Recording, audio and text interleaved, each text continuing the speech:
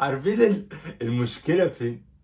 مش مدرب، بس احنا كمجلس إدارة عايزين نمشيها مدرب، فهنشيل مدرب ونحط مدرب ونشيل مدرب ونحط مدرب، بس احنا عمرنا ما هنعترف ان احنا فشلة وبنعمل او بنجيب صفقات شمال عشان نوقع النادي. فاحنا هنقعد نشيل مدرب ونحط مدرب. اهو ايمن الرمادي هو بيسيره، بس في اختلافات بسيطة، ولكن هي النتيجة وهي الأخطاء. ولكن يعني مش هينفع نعاتب على الكابتن أيمن الرمادي، لأنه لسه جاي أول ماتش ليه، في حاجات غلط وفي تغييرات نزلت غلط وفي لعيبة بتعمل مصايب وفي كوارث وفي لعيبة لازم تترمي بره النادي ومفيش دكة. تخيل يا مؤمن 2025 بتلاعب سيراميكا كيلوباترا، بنلعب جون مشترك على مرمى الزمالك. هو ده ملخص حال الزمالك. سيراميكا كيلوباترا بتلعب علينا جون مشترك. سيراميكا كيلوباترا لو بتلاعب الاهلي وهي كسبانه الاهلي بتبقى قافله رجليها علشان النتيجه ما تبقاش 5. بتلعب قدامنا النهارده بتلاعب البعبع سيراميكا، كسبان يتعادل وكان ممكن يجيب التالت، وهو ده تمامك في نادي الزمالك. احنا فرقه هفا. اشترك مهم جدا في القناه وفعل زر الجرس، عايزين نتكلم كلام مهم جدا. الزمالك لعب بتشكيل ممكن يكون واقعي 4-4-2 او 4-5-1 او 4-2-3-1. يعني تقدر تقول ان اللي عمله ايمن الرمادي زياده شويه. طبعا هنتكلم على الاهداف اللي جت في الزمالك عشان اوريكم الفشله اللي بيلعبوا في نادي الزمالك.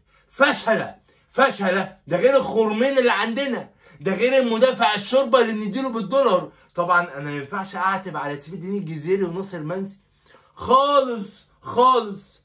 طبعا الزمالك اللي عمله ايمن الرمادي حسن شويه، حاجه بسيطه يعني. هو ما عملش حاجه عظيمه، لا هو عمل ايه؟ ان هو بيضغط باربع لعيبه. يعني هو حاطط سيف جعفر وعبد الله السعيد وناصر ماهر ودونجا، دول 4 في نص الملعب، وبيحاول يضغط ما عدا دونجا، بيضغط بالاربعه اللي قدام وسايب دونجا في نص الملعب، فبيحاول ياخد الكره شويه. ولكن ده طبعا ممكن يشكل عليه خطوره. ولكن الزمالك كان ناجح الشوط الاول في ده، ولكن سبب كبير جدا من ايه يا كابتن ايمن انت بتعمله ده يا حبيبي ده مش وقت تجارب خالص. ايه اللي نزل حسام اشرف اللي هو ما بيلعبش وماشي، نزلته وينج ليه؟ ما هو مش هيرجع يدافع مع عمر جابر. انا هوريكم الهدف الثاني ومصيبه الجبهه اليمنى بتاعتنا، انا هوريهولكم، اصبروا بس. فطبعا ليه نزلت حسام اشرف؟ ناصر ماهر كان بيقفل مع عمر جابر، تمام؟ بعد كده مفيش حد بيقفل مع عمر جابر. حسام اشرف مش وينج ولا مدافع، ده مهاجم رقم 9، ده مهاجم، يا ريته نص ملعب. انت كنت ممكن تنزل مثلا باك يمين مثلا وتحط عمر جابر في نص الملعب. ده لو انت ما عندكش ممكن تنزل الزناري او تنزل ونش باك يمين، هتتصرف، تنزل محمد حمدي باك شمال وتصرف. ولكن تغيير حسام اشرف بعد نزول بقى زلاكا وبالحاج، ده عندهم فرقه والله العظيم لو كملنا الماتش لا يرزعونا جونين ثلاثه يرزعوك جونين ثلاثه، عشان انت فرقه فاشله، فرقه شمال، فرقه نادي بيجيب صفقات شمال ويقعد بقى يغير مدرب ويحط مدرب، يغير مدرب يحط مدرب. قال ايه مشكله مدرب؟ طيب مصطفى شلبي النهارده كان حلو، طيب دونجا، طيب صبحي، طيب عواد، طيب مصدق، طيب مين تاني، طيب ناصر ماهر، ولا اي حاجه. لعيبه كلها ملط، واللعيبه اللي المفروض تبقى كويسه ملط، والاجانب ملط. هي عيله الملط او فرقه الملط. طبعا سيراميك كليوباترا لما بتلعب الاهلي طبعا هيكسكسوا لورا، ولكن هما بيلعبوا الزمالك، فرقه بلا اي هويه، مش عايزه حاجه من الموسم، فرقه بتتهان من طوب الارض بيتعادل معاها، طوب الارض بيعمل ريمونتادا عليها زي البنك الاهلي وزي. اذا احنا فرقه بتتهان من طوب الارض، وفرقه ملط، وفرقه ملهاش كبير، ولا فرقه ولا نادي عنده رئيس نادي ولا اي حاجه. طب الطبطبه، طب مش يمكن بكره بعده ولا اي حاجه. طيب الهدف الاول لنادي الزمالك طبعا ناصر منسي، احدى افضل وانظف الشخصيات اللي دخلت نادي الزمالك على مر التاريخ. مهاجم بيلعب بضمير، بيجتهد، مهاجم محترم، مهاجم بينافس على هداف الدوري، وانت فرقتك واقعه حرفيا. عايزين ناس تطبله شويه كده زي ما بينحسوا الجزمه لامام عاشور. الناس اللي بتطبل لامام عاشور ليل نهار، الطبله لامام عاشور، طبلوا شويه لناصر منسي وادوا له حقه.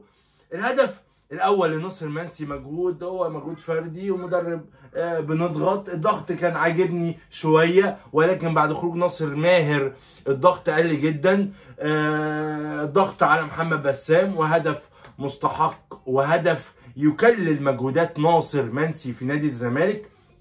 الهدف الثاني سيف الجزيري اللي بينزل في ماتش البنك بيجيب هدف كويس، وبينزل النهارده بيجيب هدف كويس، ولكن احنا فرقه ملط دفاعيا ما بنعرفش نحافظ على الهدف. بس هو انا اعتب على الجزيري ولا اعتب على ناصر منسي؟ ولا ده جاله فرص كتير جوه منطقه الجزاء، ولا ده جاله فرص كتير جوه منطقه الجزاء. اذا انت فرقه ملط، الملط، فرقه ايه؟ الملط.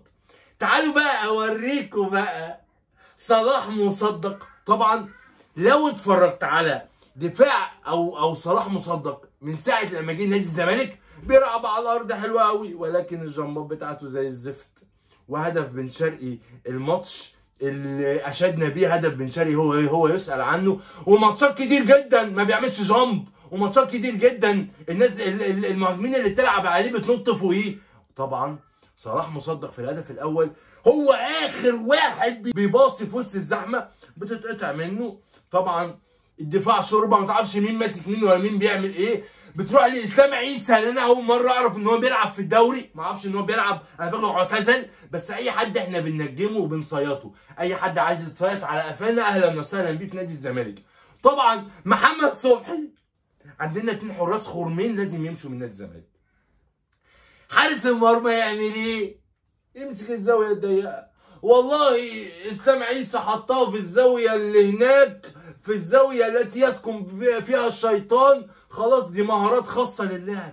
لكن اسلام عيسى لاعب الكوره في زاويه محمد صبحي، ومحمد صبحي واقف بيتفرج، وطبعا ايديه يعني ربع متر ولا ما تعرفش ايديه مالها. طبعا محمد صبحي يسأل عن هدف ويتحمل مسؤوليه الهدف صلاح مصدق. الهدف الثاني خش عليا بالهدف الثاني، خش عليا بتجيب الهدف الثاني. بص بقى، احنا نزلنا حسام اشرف بدل من ناصر ماهر. مفيش وينج رايت في نادي الزمالك يرجع مع عمر جابر. بص كده عمالين يبهدلوا عمر جابر. الكره اتلعبت، عمر جابر بيضغط، راح مباصيها، راح عمر جابر جري عليه، راح مرجعها، راح عمر جابر رجع معاه. مفيش حد يقول له والنبي يا جماعه حد يضغط مع عمر جابر، حد في الفرقه بيتكلم، حد صاحي، حد مركز، يلا نعمل اي حاجه، حد يتكلم، حد يقول لاي حد اضغط مع عمر جابر، اقفل مع عمر جابر. لو كان حد قفل مع عمر جابر ما كانش هترفع. طبعا الراجل رفع الكوره، وطبعا صلاح مصدق نايم في بتنجان، هو في ظهر المهاجم ونطت بعد المهاجم. وطبعا محمد عواد الحارس الخرم او الحارس الفضيحه زي الهدف بتاع الماتش اللي فات، في نفس زاويته، نفس الكرة تقريبا، الزاوية الكرة عنده ما اعرفش عمل ايه ولا راح فين ولا جاي منين ولا هو بيعمل ايه في الملعب، الله اعلم. محمد عواد ومحمد صبحي لازم يمشوا من نادي الزمالك. محمد عواد ومحمد صبحي الاثنين اقل كتير جدا جدا من نادي الزمالك.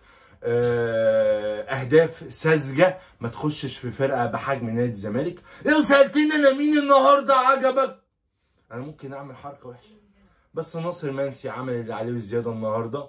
عبد الله السعيد ادى الكوره لحسام اشرف، طبعا الراجل بعيد تماما، ما اعرفش ليه بنلعب بيه النهارده، ما اعرفش. ادى الكوره لحسام اشرف دي تقتل الماتش، الراجل طلعها بره الجون، لو لعبها بدماغه او ببطن رجله جون. عبد الله السعيد يشكر. ناصر منسي وسيف الجزيري يشكر. وهي دي فرقه نادي الزمالك النهارده كله. عمر جابر عمل اللي عليه برضو اعتقد، بس غير كده بنتائج اقل.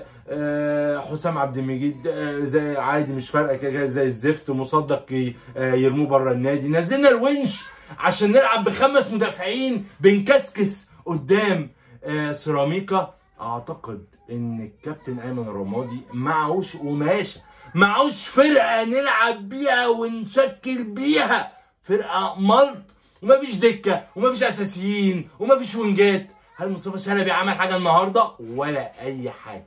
اعتقد ده كان كلامي. اعتقد يعني لعبنا 4-4-2 وختمنا ب5-4-1. الونجات مفيش اي حاجه. اعتقد ان عبد الله السعيد هو اهم كواليتي واحسن كواليتي في نادي الزمالك، غير كده اللعيبه كلها تعبانه جدا جدا جدا. الكوره الثابته في نادي الزمالك نلغيها، يعني لما يجي لنا فاول نطلعه بره، ما بنعملش اي حاجه بالفاولات ولا الكور الثابته ولا الركنيات ولا اي حاجه خالص خالص خالص خالص. حسام اشرف ما ينفعش يلعب في مركز الوينج. عمر جابر بيلعب لوحده بعد ما نزلوا زلاكا وبالحج. ايه في الحته دي ولكن ما قفلناش. ده كان كلامي. اشترك مهم جدا جدا في القناه، وفعل زر الجرس مهم جدا جدا، واعمل لايك مهم جدا جدا الفيديو، ووجهه نظر في الكومنتات. احسن لاعب من وجهه نظرك واسوأ لاعب من وجهه نظرك. ما تنساش تشترك في القناه، وعايز الفيديو ده يوصل لايكات كتير جدا جدا جدا. وشكرا على حسن المتابعه والاستماع. سلام.